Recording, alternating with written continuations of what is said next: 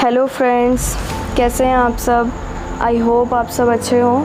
तो आज की जो हमारी स्टोरी है वो बहुत इंटरेस्टिंग है, तो चलिए पढ़ते हैं। एक छोटे से गांव में एक बहुत ही पुराना और रहस्यमय घर था।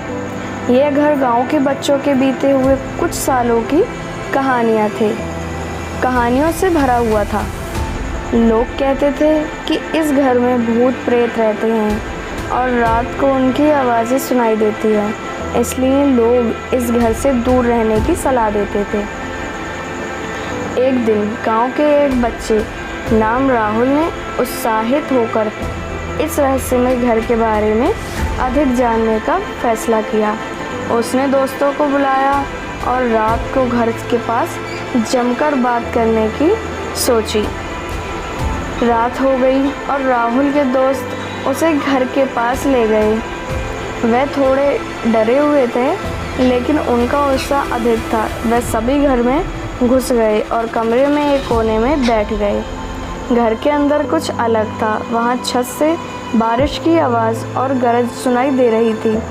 राहुल के दोस्त डर गए और वहाँ से बाहर निकलने की कोशिश करने लगे, लेकिन घर के दरवाजे बंद थे। वह डर से काँप रहे थे। तभी राहुल ने विचार किया कि यदि ये रहस्यमय घर भूतों का नहीं है, बल्कि फिर से ये ठंडा और ताजगी की आवाज़ों का उत्साहपूर्ण स्थान है, तो इसे और उसके दोस्तों को इसका आनंद लेना चाहिए। राहुल ने अपने दोस्तों को धीरे धीरे समझाया कि घर में कोई भूत नहीं है और यह सब अपनी मनोभावनाओं की वजह से हो रहा है। उसने कहा कि हम घर में खूबसूरती को देखें, छत से बारिश का मज़ा लें और इस स्थान का आनंद उठाएं। उसके शब्दों ने उसके दोस्तों को सुख और आत्मविश्वास दिया। वे सभी एकजुट हुए और घर की खूबसूरती को देखने लगे। वे बारिश का मज़ा लेने लगे और खुशी से हंसने लगे।